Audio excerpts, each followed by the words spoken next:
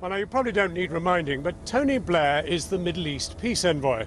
But he's not in the Middle East. Instead, he gave a speech to his favourite think tank in London today, exactly 2 decades since he was elected leader of the Labour Party. He came out in support of progressive politics and Ed Miliband as PM.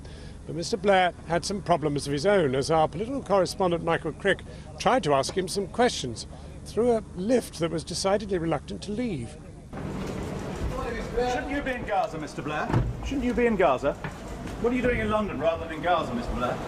Tony Blair flew back to London overnight after 10 days or so out in the Middle East, coming back here specially to make a speech marking 20 years since he was elected Labour Party leader.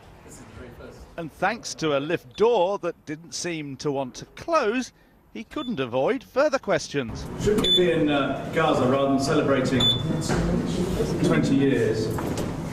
Are there more important things to be doing?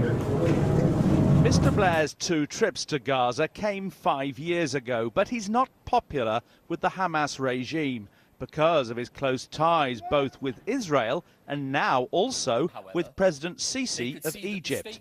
Today, Mr. Blair said this. We have gone through these periodic crises in Gaza over these last few years.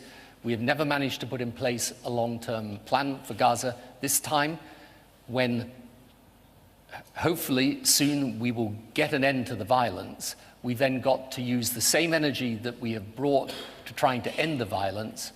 We've got to bring the same energy to trying to create the right long-term solution for Gaza, because otherwise we'll be back in this situation again and many innocent people will lose their lives. It was here at Church House in Westminster 20 years ago today that Blairites cheered his election as leader. Who thought it would bring him 10 years as PM and millions in wealth?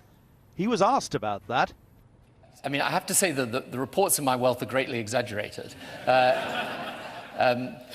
Just for the record, I read that I'm supposed to be worth £100 million.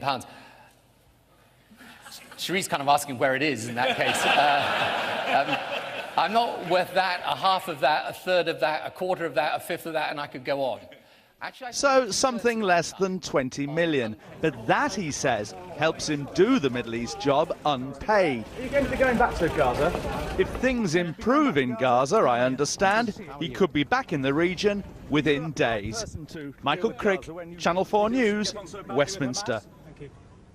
Michael Crick up to a bit of naughtiness with the economic envoy to the Middle East.